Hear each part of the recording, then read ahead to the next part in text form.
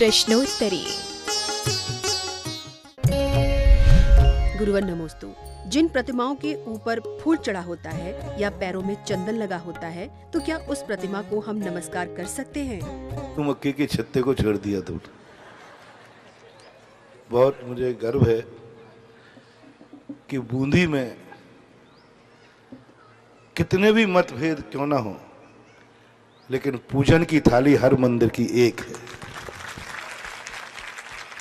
क्योंकि जब मैं किसी को डांटता हूं, थप्पड़ मारता हूं, तो बीच में आशीर्वाद भी मिलना चाहिए।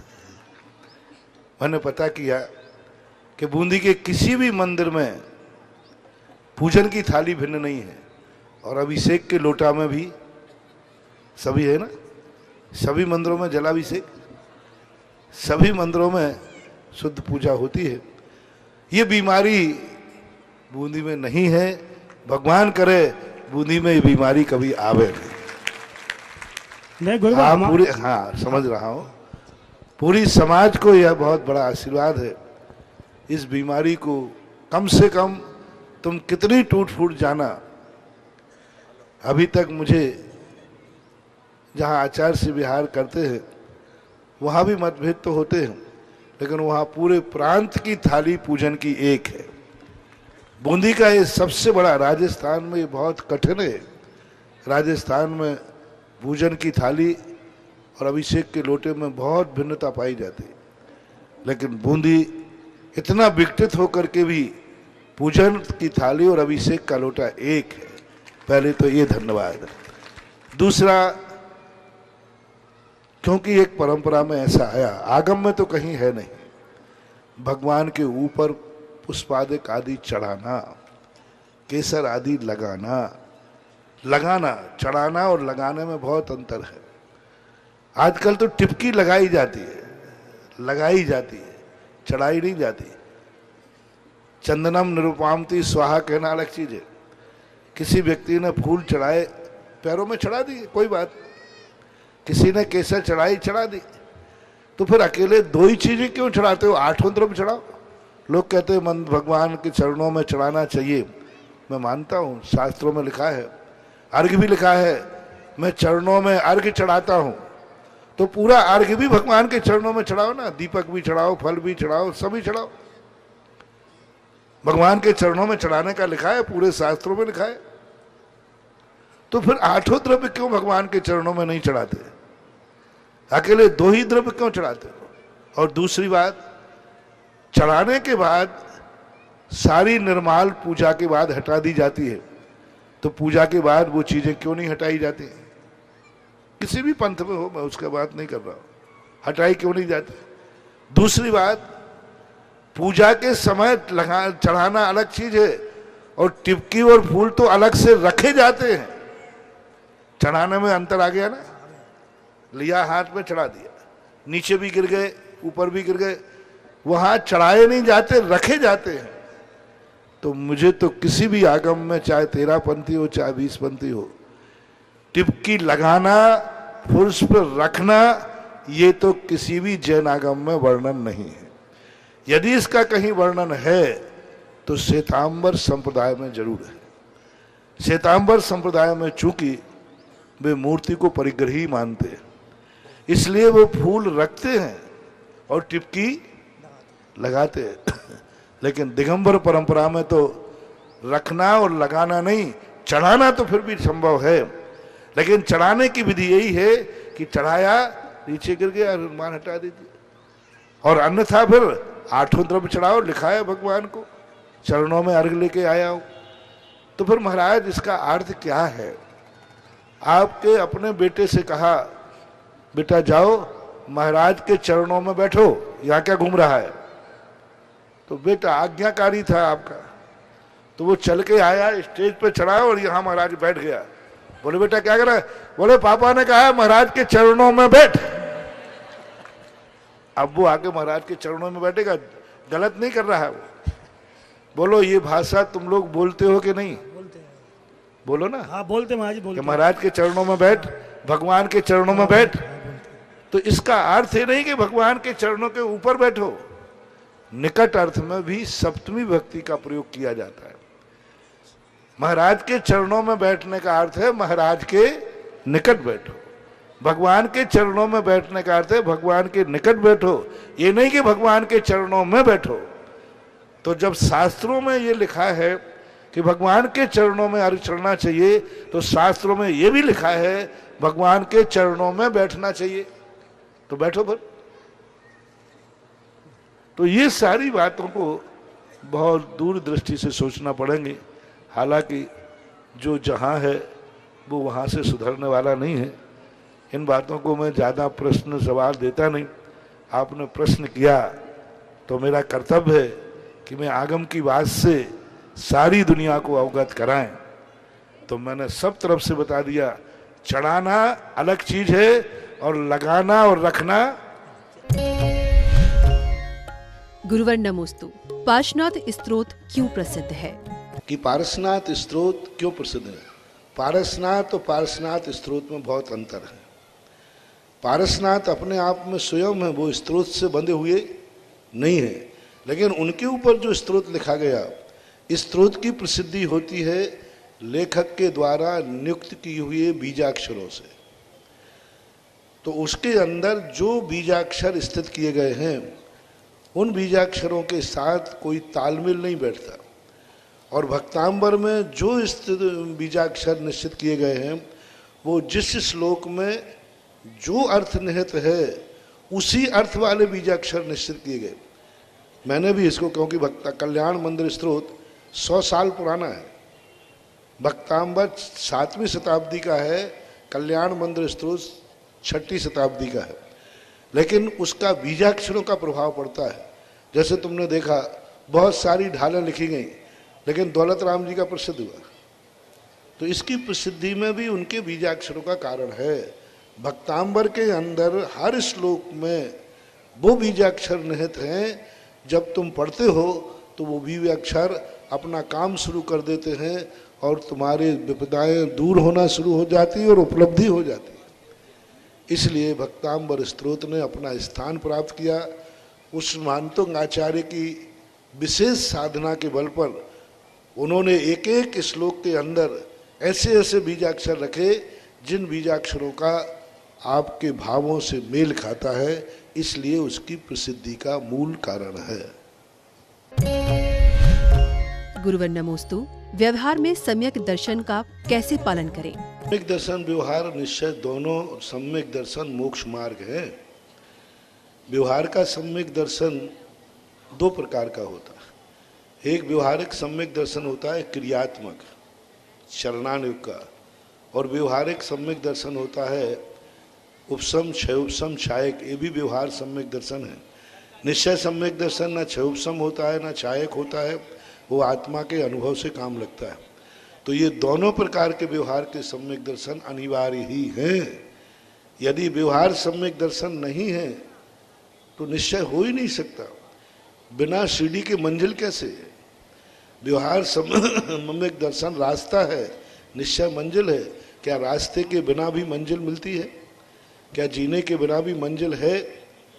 व्यवहार सम्यक दर्शन यूं मानो रोटी बनाने के समान है, और निश्चय सम्यक दर्शन रोटी खाने के समान है। दोनों में से क्या जरूरी है? व्यवहार सम्यक। गुरुवर नमोस्तु। कोड़ा कोड़ी सागर वर्ष में कितने मुनिराज मोक्ष गए? एक कोड़ा कोड़ी सागर वर्ष का काल में वो गए हैं, एक दिन में नहीं गए। एक कोड़ा कोड़ी सागर ऋषभ देव से लेकर महावीर स्वामी तक का जो काल है, कुछ कम एक कोड़ा कोड़ी सागर वर्ष है। पंचम काल छठे काल के घटा दीजिए, 21-21 हजार वर्ष। तो इतने कालों के कोड़ा कोड़ी सागर, एक कोड़ा कोड़ी सागर वर्ष का था पूरा काल। यानी एक मुनिराज एक टोंक से लाखों लाखों वर्षों के बाद गए। एक मुनिराज आज गया तो दूसरा मुनिराज 1 लाख वर्ष के बाद गया, तीसरा फिर 1 लाख वर्ष के बाद गया। ऐसे वो असंख्यात वर्ष, यानी ऋषभ देव से लेकर महावीर स्वामी के बीच का काल असंख्यात वर्ष है। कोड़ा कोड़ी सागर, और सागर असंख्यात वर्षों का होता है। तो ये तो बहुत कम गए, बहुत कम गए। यानी लाखों वर्षों में एक, मैंने कहा ना लाख बल्कि करोड़ों वर्षों में। आज कोई एक व्यक्ति मोक्ष गया मान लीजिए किसी टोक से, तो दूसरा मुनिराज 1 करोड़ वर्ष बाद गया, तीसरा 1 करोड़ वर्ष गया, तब इतना संचय हो पाया। अपन को इकट्ठा करके दे दिया है ना, तो अपन घबराते कोड़ा कोड़ी मुनि मोक्ष गए हैं, लेकिन उसका काल तो देखो कितना लंबा है, बहुत लंबा काल। यानी 1 कोड़ा कोड़ी सागर वर्षों में ये बहुत छोटे से गए। यूं कहना चाहिए कि इतने कम मुनिराज मोक्ष गए उस काल में, बीच का अंतराल तो देखो कितने वर्षों का पड़ा है। करोड़ों करोड़ों वर्ष निकलने के बाद कोई मोक्ष ही नहीं जा रहा वहां से। तो ये अंतराल काल आदिनाथ और अजितनाथ भगवान के बीच का 50 करोड़ सागर वर्ष का अंतराल है। आदिनाथ अजितनाथ भगवान, अब 50 करोड़ सागर वर्ष तक दूसरा तीर्थंकर नहीं हुआ।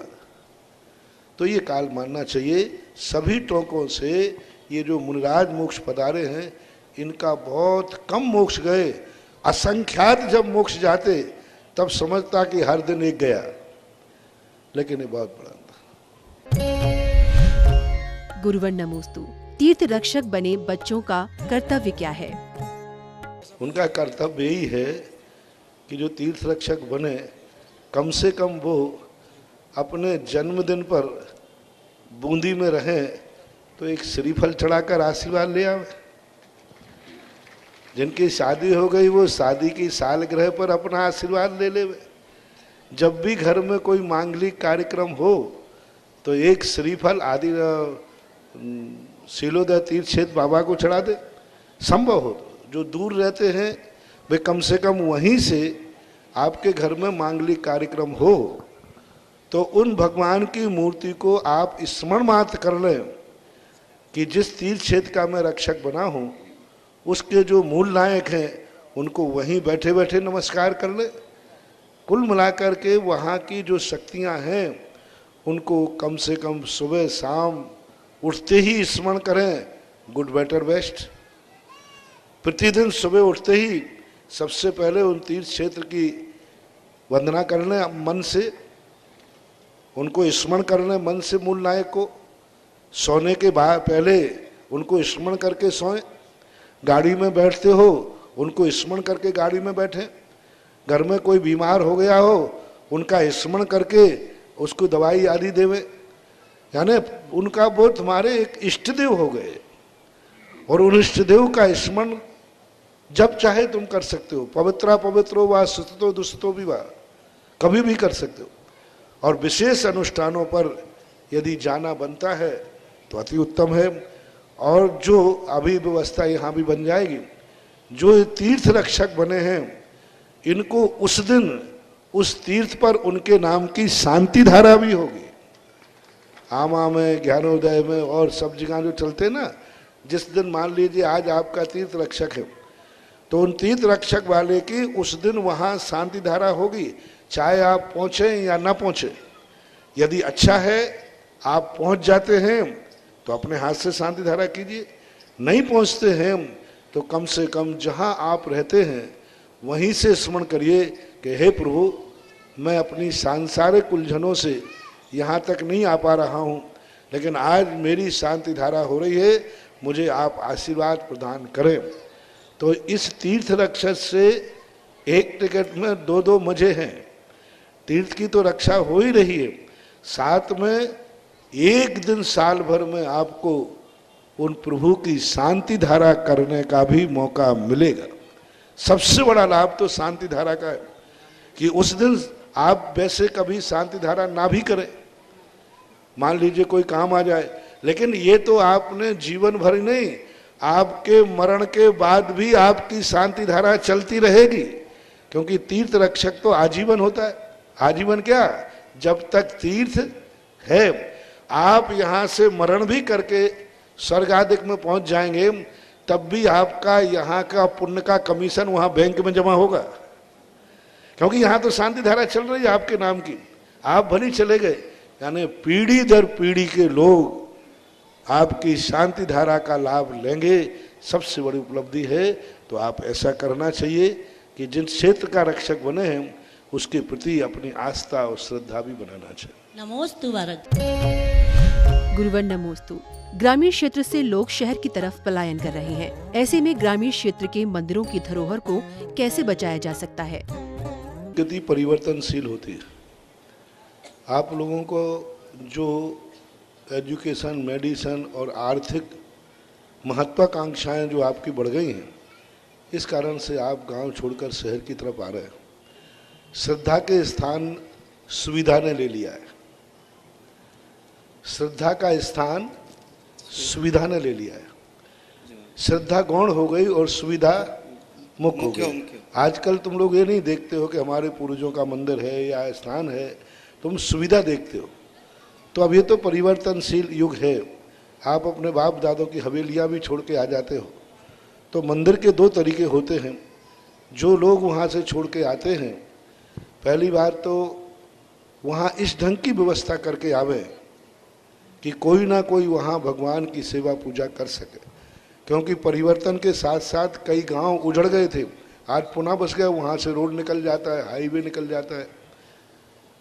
और साल भर में एक बार जो लोग उस गांव से उठ के आए हैं, एक फंक्शन करने में, जिसे अपन मेला कहते हैं, रथ उत्सव कहते हैं, यदि साल भर में एक बार भी वो वहाँ इकट्ठे होते हैं तो वो मंदिर जीवित रह सकता है। एक पुजारी लगा करके साल भर में एक बार नियम हो जाए कि इस तारीख में सारे गांव वाले इकट्ठे होंगे ही होंगे, तो बन सकता है।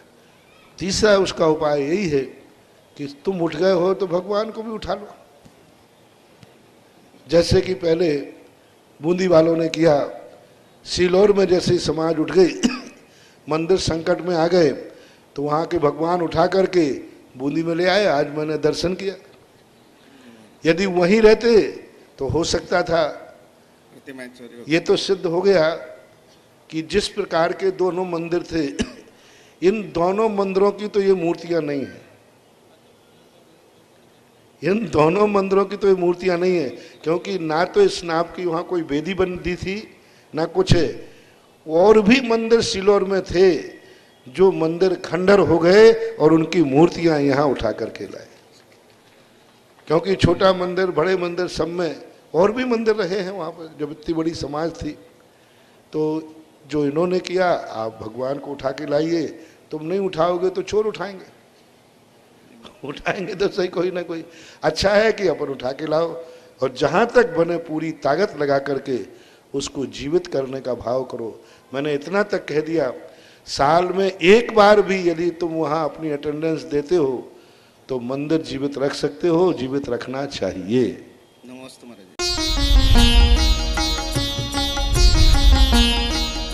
सुधा प्रश्नोत्तरी।